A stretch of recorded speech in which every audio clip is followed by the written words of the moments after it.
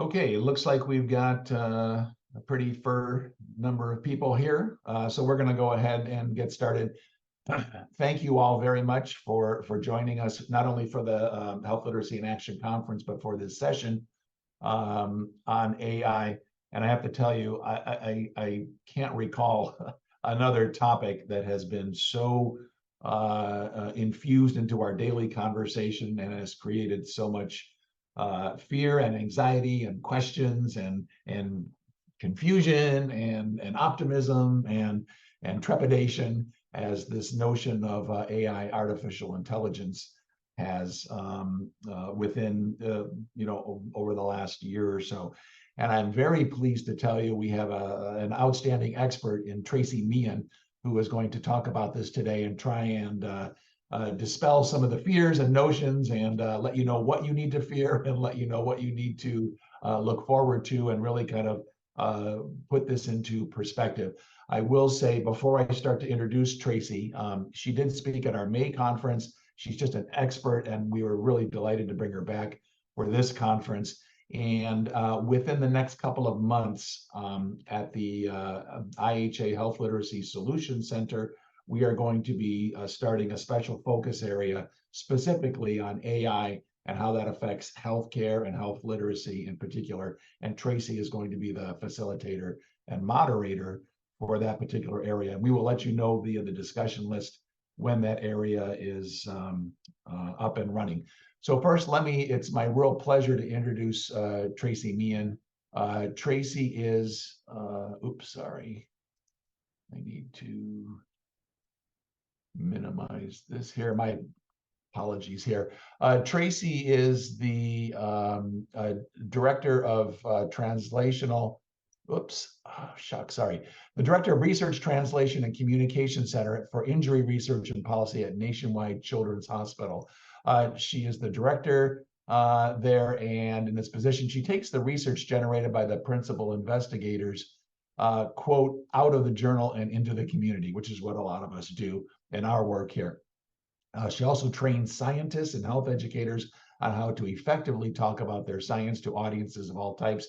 Her research interests are in health communication and dissemination science. In addition to her role at the Center for Injury Research and Policy, she also serves as the executive director for the Child Injury Prevention Alliance and is the co-creator of the Center for Injury Research, Translation, and Communication. She also currently is working on a PhD in health behavior, health promotion, through the School of Public Health at The Ohio State University. She has an undergraduate degree in psychology from Princeton and master's degree in communications from the Annenberg School of Communication at the University of Pennsylvania. This combination of psychology, communications, and public health training informs her efforts to develop evidence-based public health communication materials that acknowledge where people are and what information they need to make informed decisions about their health. So you can understand why we are very excited to have Tracy speak. And now I am going to be quiet. Before I do that, though, while Tracy is speaking, if you have questions, please enter those in the Q&A button at the bottom of your screen. Chat is more for just making a comment or what have you. But if you have a question, put those in and we will address those at the end. So Tracy, let me turn the virtual podium over to you. Awesome. Thank you for that great introduction, Michael. I appreciate it. I'm going to jump right in because I have a lot to share with you about this important topic. So I just wanted to say I've been really excited to be a part of this event today, and we've had some really excellent presentations that I think really fit in a lot with what I'm going to be talking about today. There's all of this important work that we as health literacy specialists are doing in the field right now. And there is the potential for a lot of what we do to kind of be upended by AI in the next decade. So I think it's critically important that as health literacy specialists, we're at the forefront of the AI work. And hopefully after today, you'll be able to see why and how to help do that. Okay, to kind of set us in the stage, the AI landscape right now, there are AI programs that do pretty much everything you can imagine. They are creating images, videos, and sounds. They're writing everything that you want written. They can chat with customers, analyze data, review x-rays and test results for earlier detection of disease. We can have them perform surgeries. We can design houses and landscapes. They can help with our research, everything from assisting to the grant writing, to doing lit reviews and analyzing data, and even helping the research be more understandable to a wide audience, which we love, right? It can even help you plan a menu from what you have in your cupboard or recommend travel itineraries for you. We know AI can do a lot of amazing things, and I absolutely support that. But there are some limitations and risks, and I don't think everyone is always aware of what those are and understand how to responsibly use some of the programs. So that's what we're going to talk about today. So just to give you a background, we're going to do a little bit on AI background to make sure everybody understands what we're talking about. We're going to talk about some of the benefits and the risks, and then spend some time on policy recommendations, and I'm going to end with a challenge for you. Okay, so I bet for many of you, the first thing you really heard or maybe thought about AI in a tangible way is when ChatGPT came out at the end of November 2022. It came out November 30th, and during the first week of December, we already had students using it to write papers, do their homework. This was happening before many of us even realized it was a thing. Our students figured out how to use this program and what it could do for them. So that's where a lot of us kind of started really thinking about AI, I think. And I want to show kind of the impact of that. This is a slide of the time it took these platforms to reach 1 million users. So for Netflix, it was 3.5 years. For Airbnb, it was 2.5 years. Facebook, 10 months. Spotify, 5 months. Instagram, 2.5 months. iPhone, 74 days. You can see it's getting faster and faster. ChatGPT, 5 days. It took them 5 days to reach 1 million users.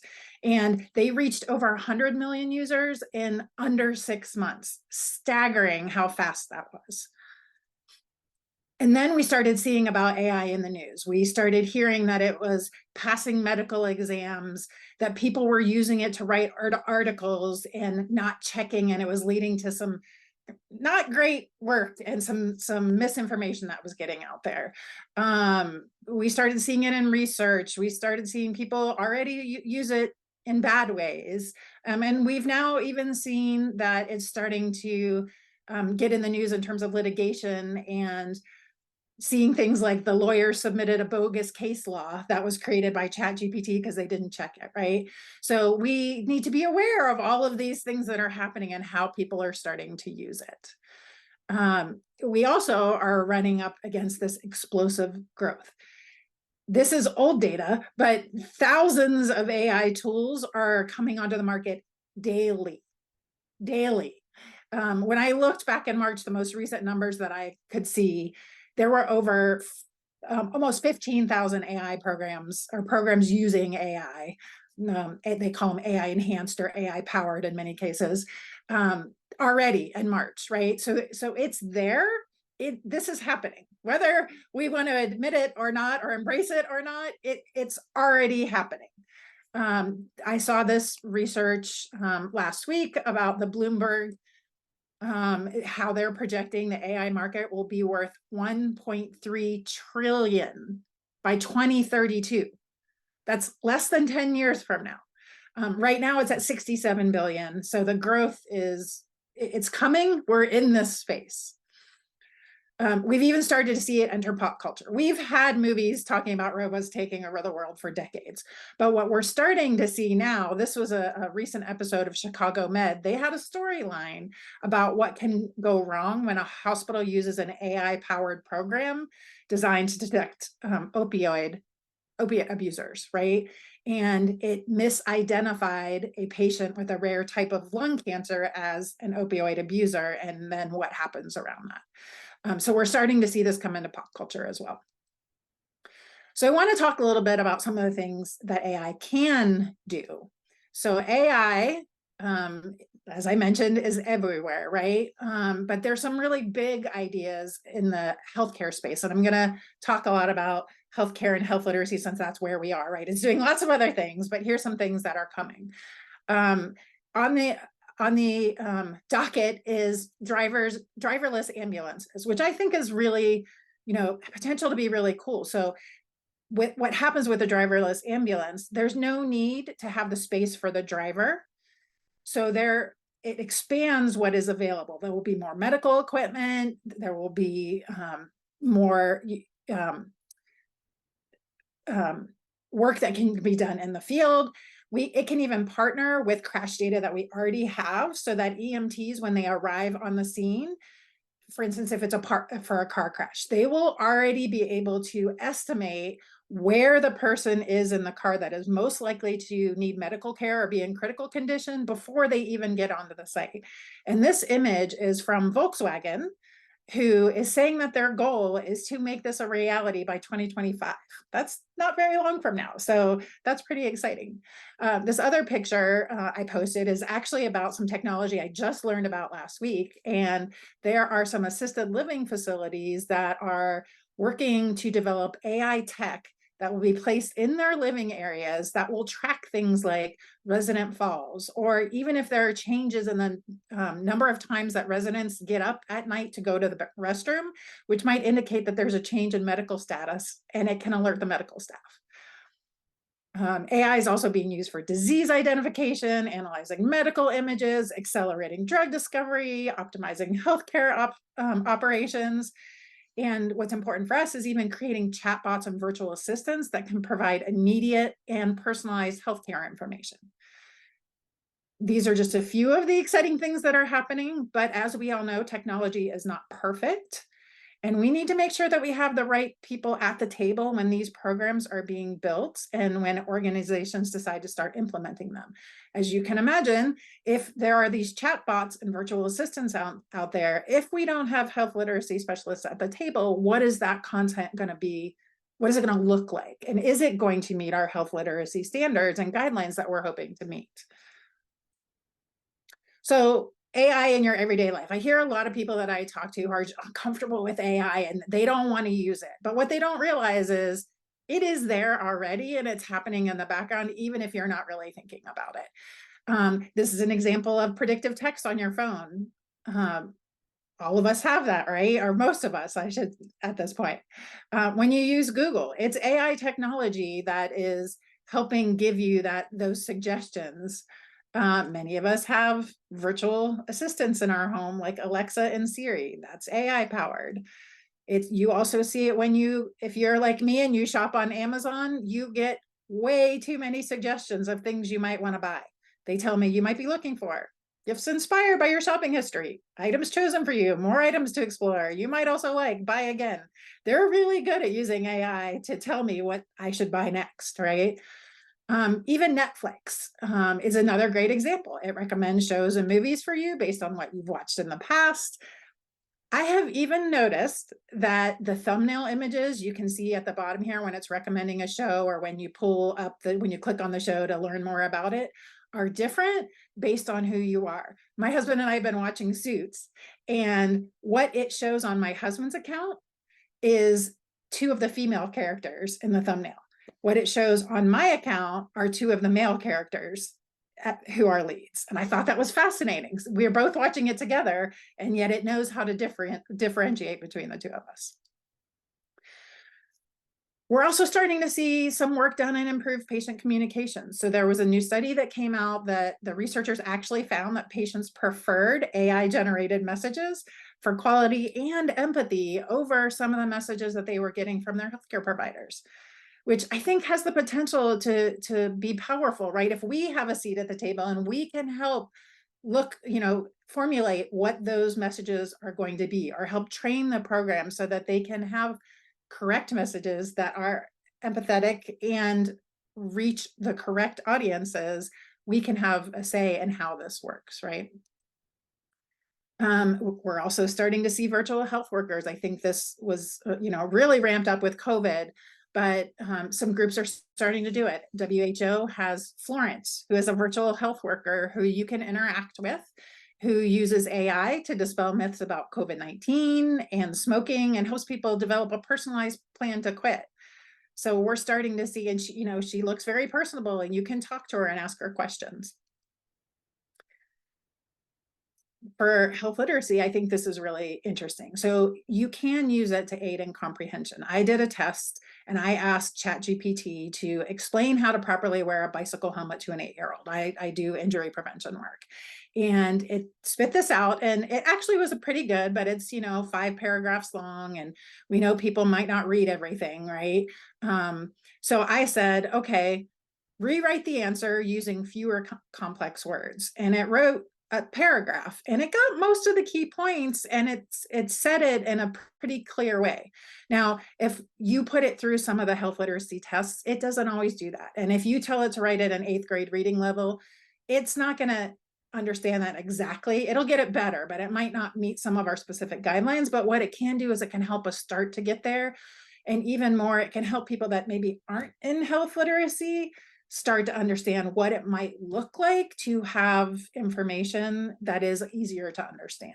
We still need to do the work to get it the rest of the way. It's a start.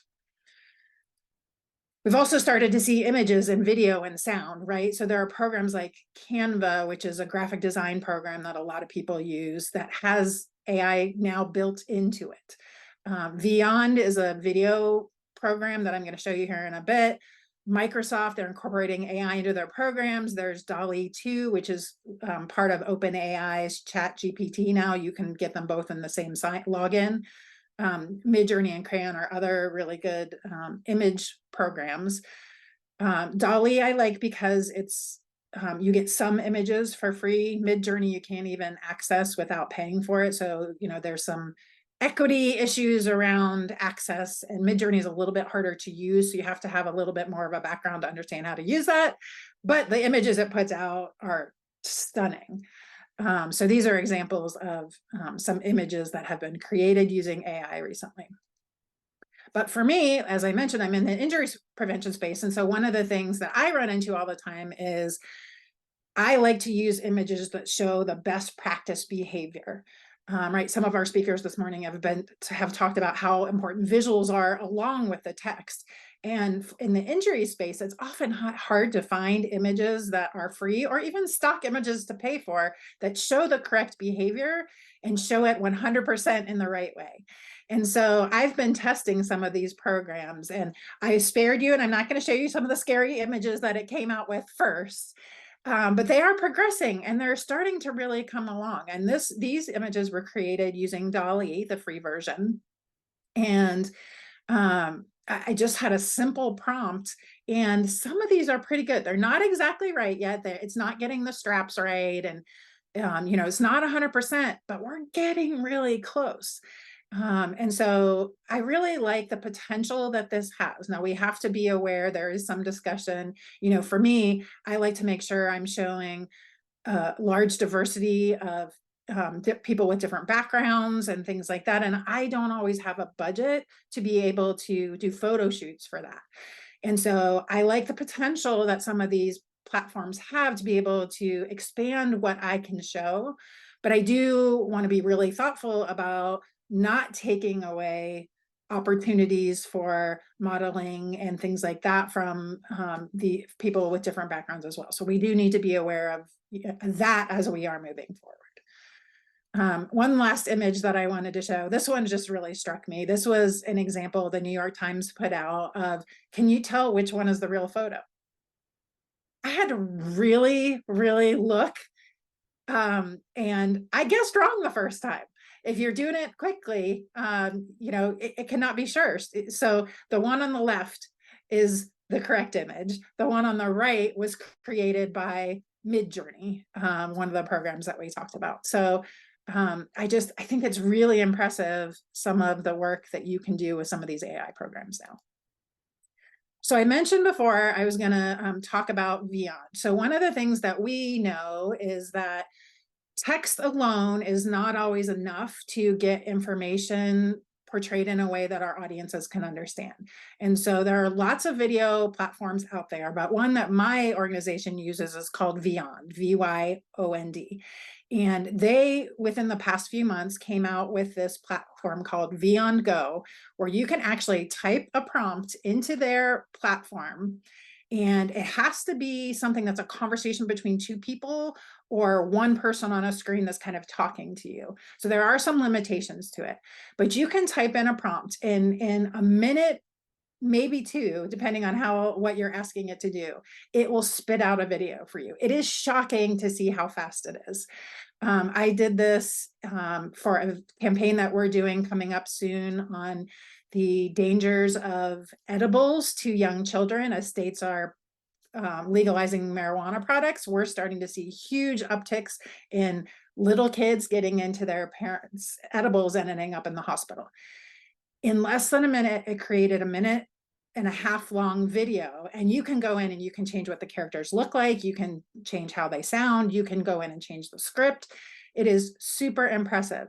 They just, within the last couple of weeks, released that if you pay the next level up, so this is a paid program, it will translate the videos into 70 different languages with dialects in the language, and the translated voice will sound like a native speaker. I tried it. It did my 1.5 minute video in less than a minute, completely translated it. Even the words on the screen, it changed to the language. And they say that you still have to get it checked by a native speaker because it's not 100% accurate. But the speed at which that could happen was mind-blowing, and it opens all kinds of possibilities. I'm just going to click a little bit of this video so you can see an example of what it looks like. There are certain activities that many doctors, including myself, advise against because of safety concerns. Many kids love jumping on trampolines, but did you know that they can be quite dangerous? Trampoline injuries are on the rise and can include broken bones, sprains, and even head injuries. That's why many doctors advise against trampolines altogether. Next, ATVs. While they can be a fun way to explore the outdoors, ATVs are also a leading cause of injury and even death among children. That's why it's a So I'm not going to show the whole video, but this particular organization has actually been doing a few of these videos. And I think it's really exciting to think about, especially we do a lot of our work on social media and trying to reach our patients where they are, and they're on social media. And videos like this help us be able to create content quickly and easily. And you can change a lot of the pieces of it if you have a designer that starts to learn how to use the program pretty easily. So I think, it's exciting what we have coming up and what we have access to. I'm going to come back to this later, but I also just wanted to mention one of the things that's happening now is that people are creating content in the style of, I'm a little concerned about this trend, and I think it's important when we talk about policy moving forward. So here's an example of somebody that created a Star Wars trailer in the style of Wes Anderson, who is a movie producer. This is a cartoon that just came out the other day. Somebody asked ChatGPT, I believe it was, to create a cartoon about smart ovens in the style of Bill Watterson's Calvin and Hobbes. My son loved Calvin and Hobbes. I would not have known this was not a Bill Watterson drawn cartoon. So it is staggering. And we've even seen sound and voice as well. There was an AI generated soundtrack that someone created in the style of Drake and The Weeknd that sounded so much like their music that people couldn't tell the difference. And it opened up the Drake and The Weeknd, as you can imagine, we're not happy with that because somebody was putting out what they claimed was their music when it wasn't. They had nothing to do with it. So we're going to talk a little bit more about that, but I wanted to just kind of mention it here. Okay, so where is AI headed in the healthcare and health literacy spaces?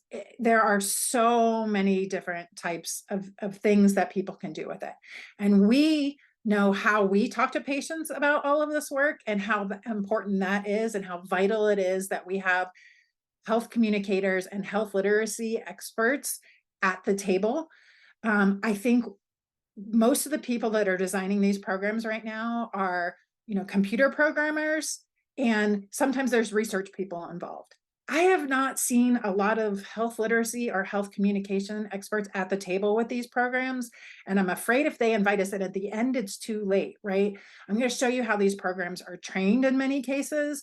So I really hope that you walk away from today thinking about how you can get involved in AI and how we can start to have a seat at the table now and have our voices heard so that these programs are trained in a way that the information that comes out is the most helpful to our patients and to the people that will be using the program. I actually love the example that Barbara shared earlier today about the patient letter for the compensation award. Those are the kinds of things that are going to be automated and that people aren't going to be doing anymore. So I want us to be in the room when the programming is done that teaches the programs how to generate those letters so that we have the important learning that Barbara shared with us about how to write those letters in a way that really can impact the patients, right? These are the kinds of things I'm talking about. So, you know, on the screen, all these types of things that are going to be coming. I'm excited about the language translation and the personalized medicine and the care tutorials and the programs that we have access to make that so much easier. And all of these other things are going to help us talk to our patients better. Okay, before we talk about policy, I want to have a little bit of discussion about how these programs work. I'm going to go through it quickly. If you want to learn more about this, there are, do a quick Google search and you'll be able to find information out there about the background of programs, but just so we're all in the same space.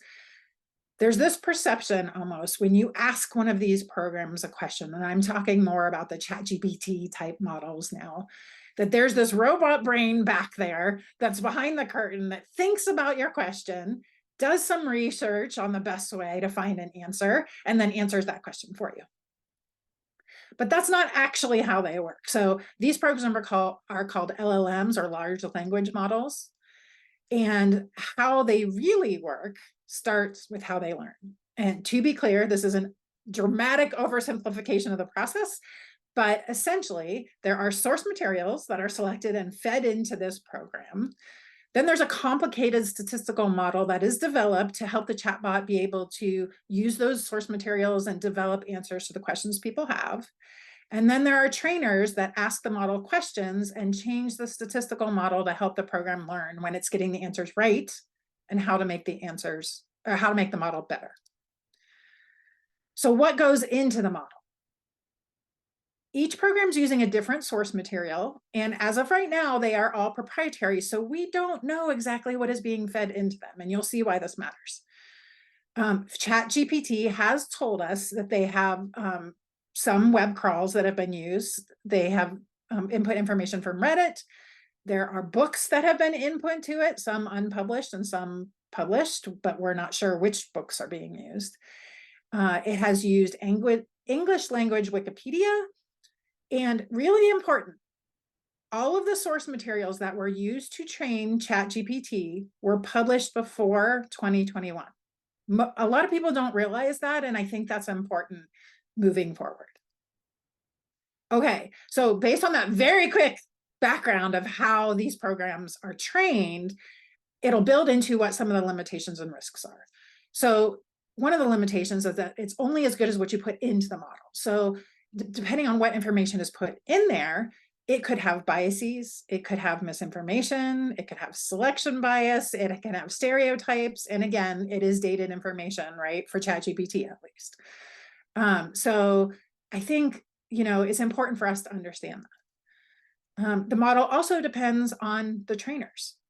Everyone, no matter who they are, sees the world through their own unique perspective based on their lived experiences. So no matter how hard you try, you have biases that you bring with you. So we need to make sure that when we're training the models, that there are a variety of voices and perspectives at the table. It can even impact language patterns, what they think is a good answer, you know, all of these types of things. So having multiple types of trainers is going to be important. This is a visual example of a bias that can come up, right? The prompt was a wall in a royal castle. There are two paintings on the wall. The one on the left, a detailed oil painting of the royal raccoon king. The one on the right, a detailed oil painting of the royal raccoon queen. And depending on what your background is, you may see this differently, and you might not realize there's bias in here, and it can be subtle, or depending on what your background is, you might not see the difference. But when you look at it, the only direction was to look royal, but the raccoons are wearing Western style royal outfits, right? So, you know, that's just one example of the types of biases that you can see. There's also limitations on the output. It can be biased content. It is not original content. The thing that kind of scares me is that they're plausible sounding in many cases, but can be incorrect, even though they sound like they could be true. Sometimes it'll repeat phrases and be nonsensical, but the plausible sounding but incorrect and the potentially harmful instructions are the ones from the health disparities and health equity side are the ones, you know, I'm really concerned about, and I think we can have input there. There's also accuracy concerns. You know, I talked about content that sounds good, but is factually incorrect. And so one example, you know, it can be particularly dangerous, I think, if you don't know what the recommendations are yourself, right? It can make claims that lead people to harm if people follow them. So it is really important to fact check everything. I do see that there is a question about how we control the information to evidence-based sources and input. So if you're working with ChatGPT, it's going to be hard, right? If now some institutions are starting to build their own models or have models that are being trained, you can do that. But the other way that we can do it is start to talk about this and how important it is. And the more we all raise our voices about this, the more of the people that are training these programs will hear how important it is to think about this, and maybe even have one of us at the table as they're starting to think about what is going into these models. Okay. Another thing that can be scary is hallucination. So a hallucination is defined as a confident response by an AI that does not seem to be justified by its training data. And so one example that I think is important in the injury field is there, you know, if you have a chatbot with no knowledge of numbers of firearm related injuries in the US in 2023, right? Because it only went up to 2021. It might pick a number at random that it thinks is plausible and then put out information that sounds good and uses that number that it just made up. And it doesn't have any awareness about this, right? And it doesn't know that it's not correct. And if you don't know that that is what is happening and how the program spit out data, you might think, oh, that number sounds plausible. I can see how that might be real. And you might start to use that when it's not actually true, right? So it's really important. The other thing that it's doing is there's a lot of fake citations that are happening. I mentioned that earlier with the lawyers citing case law that wasn't there, but it's happening in research as well. And it will just make up a name based on, you know, the way these programs happen. They put together a string of words that are likely to go together based on the data that it was input. Sometimes it's correct, but sometimes it's not. So we really have to be careful and really make sure that we're checking any kind of data that comes out on the other end. I also wanted to point out, I have been throughout using images that are created using some of these different platforms, and I am citing them when I use it so that you can see what's happening and how cool some of the images are. Okay. Proprietary content is also something that is really, really, really important. It is important to know that anything that you put into these programs can become a part of their learning and can be accessed by anyone. Do not put any PHI or patient data in there, or even anything that's proprietary. If you're writing a grant and it's a new novel idea, it can take that and learn from it. It's one of the things that we are agreeing to allow them to do by using these platforms for free right now or at a low cost. So it is really important that people understand that. We've already started to see cases of countries banning ChatGPT now that they've come around, and they've put it in place now where you can use it, but you have to understand the restrictions. But Samsung had some employees who put some sensitive code in there to have it recode for it, because ChatGPT is also really good at coding. And that string of sensitive or proprietary code got shared with somebody else because it's a part of the system now, right? So we really need to be careful about that. Another thing that people are starting to talk about now is data privacy concerns. I mentioned not everybody knows that if they put data in, it's a part of the program. They're not thinking about how these programs are learning. And so I'm really concerned that we might be setting ourselves up to have another Henrietta Lacks kind of situation. So Henrietta Lacks was a Black cancer patient who had her cells taken for use by Johns Hopkins without her knowledge or her consent. And then the HLiA cell line that was based on her cells was used to create many medical advances and made the pharmaceutical company that produces it billions of dollars without any of the money going to the family. Now they have since reached a settlement with Thermo Fisher Scientific, and they are getting some of the money. But it's important for us to understand that AI requires a huge amount of data for training. And where are they getting this data? And if they're not being transparent about it, how do we know? And we've had companies already who are mining for data and training programs that are using data without people's consent. And we're already starting to see lawsuits around companies using people's biometric data without any of their knowledge or consent. This is important to consider from that angle, but also on the flip side of, whose data aren't they using to train these systems? It could, depending on what's put in there, it can favor or discriminate against certain patient populations. So I really want us to, be aware of that and ask questions and think about what that looks like. So this concept of where the source data is coming from, I told you they're scraping data sometimes for biometric stuff, but in terms of like ChatGPT, they didn't get permission to use all of that data to train it. I don't think they're not disclosing that, right? So we don't know. But this is true of text. It's true of artwork, photography, music. I talked about Drake and The Weeknd. They didn't give consent for their programs, their style to be used, and now people are using it. Who has the right to use whose creative work is a conversation we need to have. I also mentioned it's spitting out data that is exactly the same as someone else's. So if I wrote an article for the Mayo Clinic, and that is my content and my work, and it doesn't get referenced or cited when ChatGPT spits this out, is that fair to me? These are questions we have to ask, right? And it's also because of this lack of transparency, because there's proprietary data, we don't know where the data is coming from. So it's harder to know where the biases and misinformation are coming from. There's also some questions of responsibility. Who's responsible if these AI programs make mistakes and errors? This picture here is of a self-driving car. If there's a crash, who's at fault? Is it the driver? Person sitting in the car? Is it the program? Is it the car manufacturer? Whose fault is it, right? These are all things we need to think about. And as institutions, we also need to think about where our plagiarism line is. What kind of policies are we going to put in place, and what kind of processes do we want people to do to make sure that we aren't directly plagiarizing people?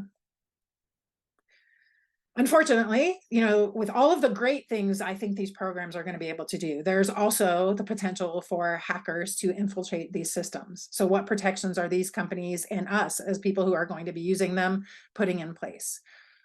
Plus, we already know that there's mis and disinformation in the original data sources in many cases. So how can people actually be thoughtful and train that into the models? Are people going to be doing that? That's kind of a scary concept, right? How do we stop that? Another thing that I think it's really important for people to understand is that the creators themselves, the IT people, don't also always understand how these are working. So I put some examples from this book called You Look Like a Thing and I Love You, How Artificial Intelligence Works and Why It's Making the World a Weirder Place. You can buy that on many different places if you want to look at it. But they have some examples of programs that they thought they were training the systems to do and what the AI program actually did. So one was they wanted to teach the AI program to reduce the number of sorting errors in a list. And it did that by deleting the list. Technically, there were no more errors, right? So we have to understand how these programs are working and what they are going to interpret what our questions are. Another example was they wanted it to play Tetris and not lose. And so the program played the game And then it found and hit the pause button on the game, so it never finished, which technically meant it didn't lose, right? So where this comes in for our work, one thing they were trying to do is identify tumors and their size. So the images the program were trained on included rulers to measure the size of the tumors. And many of the images that it was then later asked to identify whether or not there was a tumor, the technician had put in a ruler if they suspected that there might be a tumor in the image. So what was happening, they realized it wasn't actually recognizing tumors, it was recognizing the ruler and whether or not there was a ruler. And that's how it was determining that the photo had a tumor in it. So, you know, you wouldn't think about that, right? But there's lots of opportunity, and it seemed like it was doing a good job. The output seemed like it was matching, and they didn't realize that it was the ruler that was what was the clue, right? So lots of opportunities for errors, misdiagnoses, things like that. And then the last example I put in here is there was a program that was trying to identify people more likely to commit a crime by looking at previous arrest trends. But what we know is that what it really did is identify people more likely to be arrested, not necessarily those more likely to commit a crime. So you have to really think about the data that you have and what you're asking it to do. Okay, and then litigation. So I mentioned that the authors, artists, and others are filing lawsuit against generative AI companies for using their data without their permission. And then we are now starting to see firms being litigated against with bias. This particular one, down here at the bottom, there was a Chinese-based tutoring company that was using hiring software powered by artificial intelligence. And unbeknownst to the company that was using it, it was artificially and illegally screening out women age 55 and older and men who are 60 and older. Didn't even, those groups didn't even get through the first round of the screening process. And what we know is that at least 85% of large companies are using AI in some aspect of employment. So it is important for them to understand what the programs, these third-party programs they are using are doing and what criteria they are using to screen, right?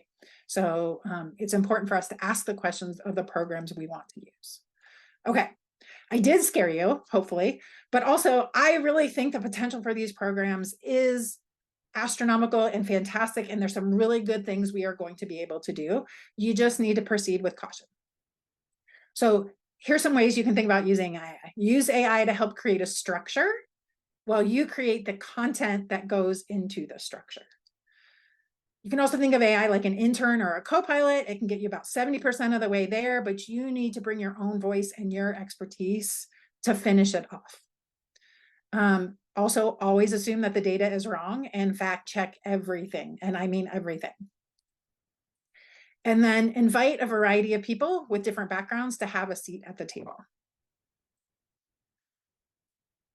Okay, so now some policy considerations. So this is not intended to be a comprehensive policy discussion, but it's to get you thinking about some things that you might not think about being important to include. And hopefully I've set the stage well with what we talked about already.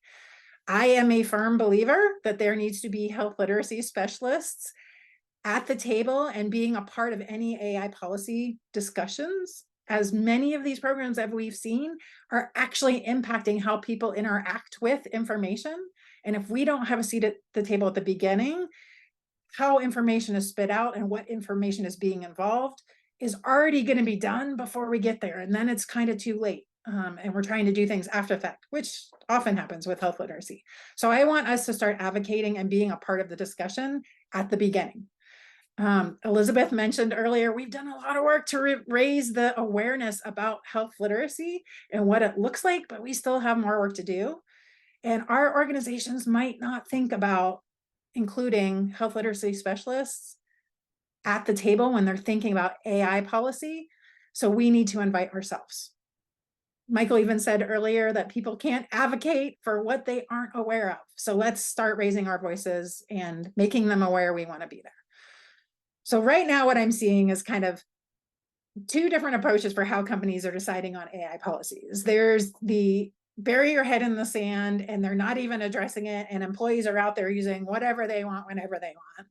Or there's the blanket approach to saying, we can't keep up with this, we're just going to say, no, you can't use them at all. I personally think there's a middle ground that can support the exciting things that AI are doing, as long as we have some protections in place. So what are some of the things we can do so that we can use it, be creative, think about all of the possibilities, and still have some guardrails? First, most important, we need to think about who should have a seat at the table and be really thoughtful about identifying our key stakeholders. These are just a few of the people that could be out there already. Leadership and legal and compliance are there, probably data privacy as well. But we need to have people who, specialize in ethics, who specialize in AI, who HR people, IT and security, researchers, marketing, education, health literacy. We need to have all of these people at the table now, as these programs are being trained and developed. Again, I put this policy framework together based on the research that I have done. This is intended to be a starting point and also an acknowledgement that this space is so new. We are still trying to figure out what it looks like. And I'm not kidding, every day I had to add new information to this presentation because something new came out. That's how fast it is changing. So we need to acknowledge that these need to be adaptable, right? You guys are going to have access to this, but we really need to think about what our objectives are, what the scope is, and the enforcement piece, right? We also really need to think about privacy and data protection. There's all kinds of things that we can do to keep, make sure that these are meeting health data regulations, that they are protecting our patients and safeguarding their information, that they are following data handling best practices, and that they are starting to become transparent about how they're being trained, whose data they're being used, how we can report concerns, and things like that. And these are for programs that we're developing ourselves, as well as third-party partners. All of this needs to be included, and we need to have conversations about this. We also can think about preventing bias. We need to do things like be aware of the biases that are there and what we're going to put in place to detect them. We need to have data diversity where we build or look for AI programs that are trained on a variety of sources and a variety of demographics. We need to advocate for the goal of our AI programs, being sure the information is presented in ways that do not favor any particular group and addresses the needs of a variety of populations. We also need to think about ethics. We talked about a lot of this already. Whose work is being used? Is there equitable access to the benefits of the program? Are they inclusive? Do we have, and are we requiring transparency? And who's responsible if mistakes and errors are made? Again, I'm going to keep saying this because most of the time we aren't going to be creating our own programs. We're going to have third-party programs that we're using. So we need to actually pay attention to what those third-party programs are doing, and that their policies and their standards match our ethics, match what we think is important about where the data comes from, what the security standards are, the data protection and the bias. We need to require training. Many people don't understand how the programs are going to work, and it changes so quickly. So we need to make sure that our employees, if they are going to use them, understand this and that they are trained on what this looks like. And I have this slide of AI policy takeaways. So I want us to use it, encouraging creativity, have clear ethical guidelines and be aware of biases, ensure inclusivity and diversity, have strict data privacy and protection policies, require continuous training and education, ask for and listen to the feedback from the people who are using the program. That's really important. We have to have evaluation and continual audits. We need to know what this looks like and make sure we're continuing to assess it. We have to give many voices a seat at the table. We want to create policies that are adaptive and responsive to the quickly and ever-changing environment. And we need to embrace that these changes, these technologies will bring changes, and that is okay, and we're excited about that.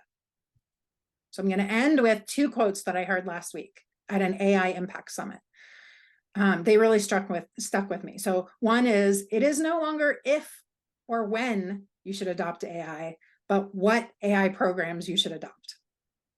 That's where we are in the world. Okay.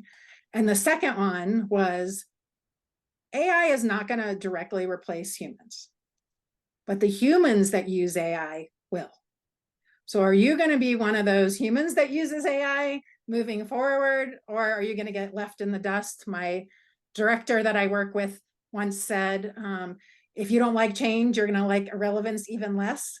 So I am challenging all of you to start thinking about AI, start learning about it, start thinking about how we as health literacy specialists can have a voice in this, and start just looking at it, right? If you don't know anything about it, spend an hour a day. You listen to this, you're done for the week, right? Or go out and get excited, but start learning about AI and how it's going to impact your job. Tracy, thank you so much. I know you've given us a ton of information. Unfortunately, we're actually a minute over here, but I wanted to just mention a couple of quick things here. Number one, somehow we got a wrong copy of your slide deck. So as soon as this session is over, if you could just send that to Mario, our person. And for everybody, a couple people talked about some questions. I think we've kind of already, oh, I love the graphic there. I think you already answered a couple of those questions that were in the Q&A, but a couple of quick things. Number one, we will post the correct slide deck shortly, and Tracy will work with you to get that. Number two, at the end of this month, the Health Literacy Annual Research Conference, the theme of that conference will be artificial intelligence. So if you are interested in AI from a research perspective, I strongly encourage you to sign up for that conference. As I mentioned at the beginning, at the Health Literacy Solutions Center, which is healthliteracysolutions.org, Tracy has graciously agreed to work with us to provide some information on a regular basis. Tracy, I think your point is absolutely spot on, which is we are so early on in this, but it is just mushrooming. It's one of those epics. It's sort of like, the discovery of fire, the Industrial Revolution, the information age, and now we're at this juncture with AI. I just think this is going to take off. It is up to us to be involved.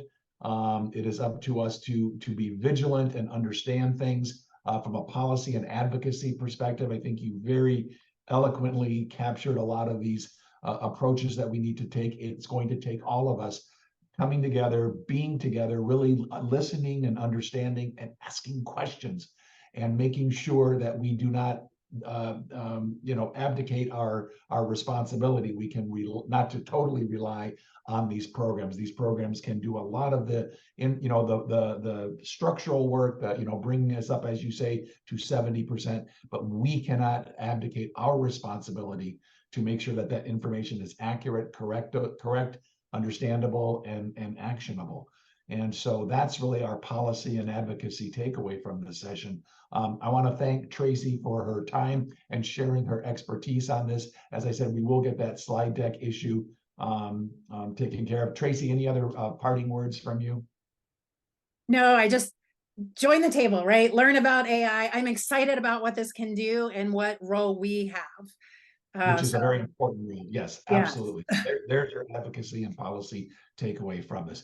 Tracy, once again, thank you so much. We really appreciate you. We'll get that slide deck up, hopefully the correct one, before the end of the conference. And everybody, you can sign off of this session, and then at the top of the hour, sign into the next one. Tracy, again, thank you. Thank you, everybody, for here, and we'll see you in a couple of minutes. Thank you. Thanks, everybody.